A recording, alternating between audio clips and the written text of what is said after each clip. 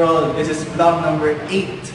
This is my 10th recording. The first few times I recorded this, it went past the 10-minute mark that I've set for myself. So this time, I'm trying to make it as concise as possible. This video is about advice that I would give to graduating students. Well, it happened because this week there were a bunch of students who ambushed me in an interview asking me for advice that I would want to give to the graduating students, and I feel that I haven't done justice to what I just said that time, so I'm trying to look back and really summarize what it is that I wanted to tell them, and so here it is.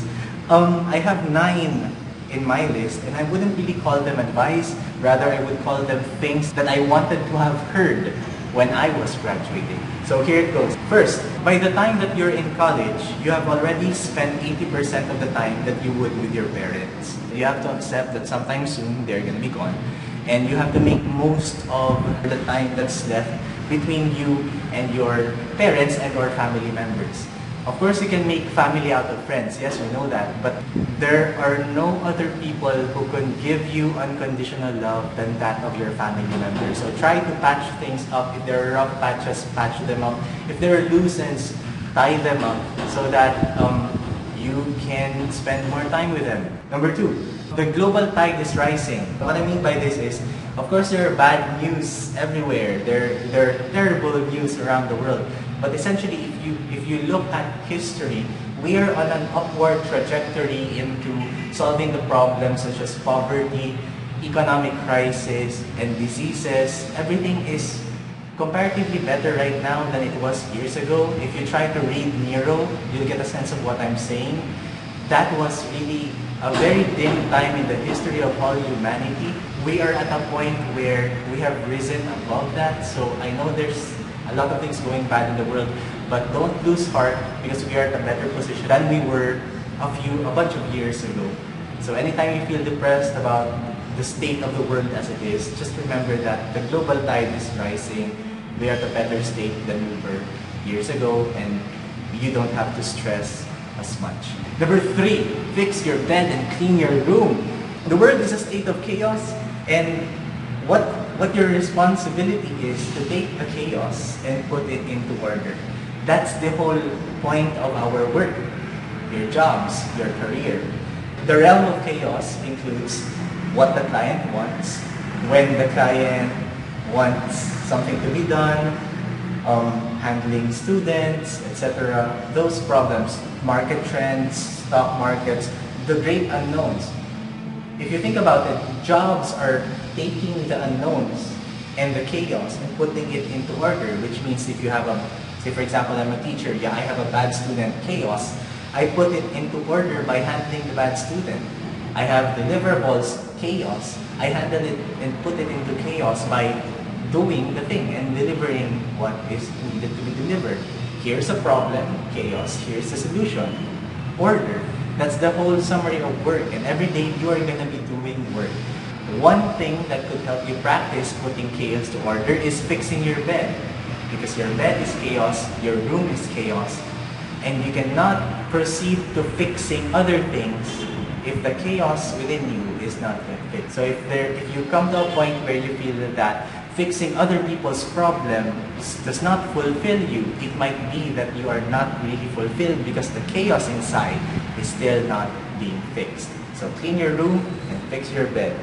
Number 4, forgive like there's no heaven or no hell. Relationships and past baggages would always weigh you down, and you wouldn't want to live a life that cannot let you fly. One way to deal with that is, if you are able to forgive the people who have wronged you, reconnect with past friends. This was not something that I believed in. I thought that I could live my life with all the anger because for a while anger was working for me. Anger made me able to do the things at a faster pace, at a quality that's very extremely good. And I said, okay, then this is the life for me, the life of anger and the life of solo thinking. But life has a way of making you remember how fragile, how weak, and how human you are. And so when you're in those moments that you feel that the life you have been building that's based on non-forgiveness is working out, life has a way of breaking you down into bits and making you realize that all of the things that I have done was from anger. If you're working on yourself but the motivation is to get back at other people, are you really working for yourself? Never let anger be the foundation of the things that you are doing for yourself. And the way to address that is if you are open to forgiveness and do steps, actually do steps to forgive people and ask for forgiveness. If in the end they do not forgive you, the ball is theirs. You have already passed the ball. They don't have to pass it back, but you have let go of the baggage so you can fly. And hopefully, you can have a life.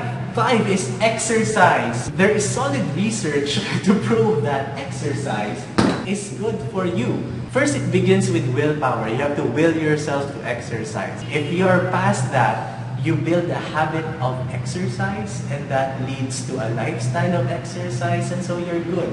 Exercise releases toxins in your body. It gives you a frame of mind that allows you to believe in your capability as an embodied being.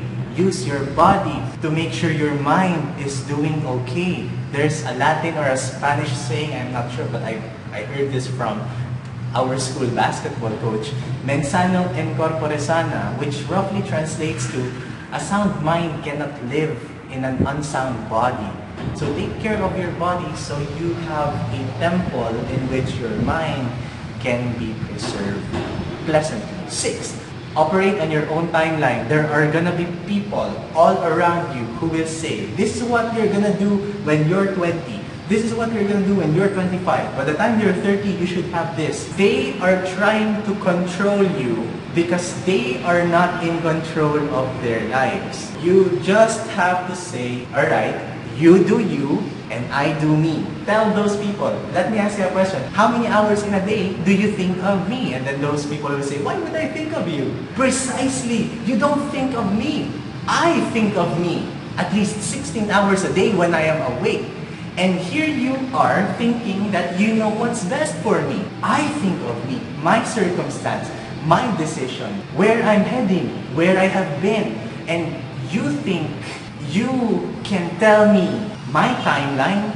And the weird thing is, we believe those people who tell us these things. You can argue with those people, or you can just simply ignore them and be assured in the thinking that I am in control of my own timeline, and this is my own life. My definitions of success might be different from your definition of success, and so life is good. Respect your own timeline, work on it. Do not practice who you do not want to be. Some people readily engage themselves in activities that do not feed into what they want out of life.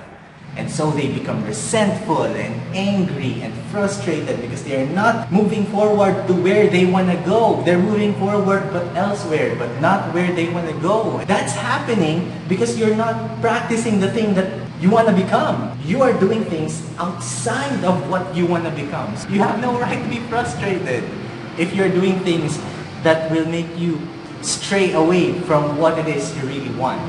Last 2 things. It's okay to not be able to change the world.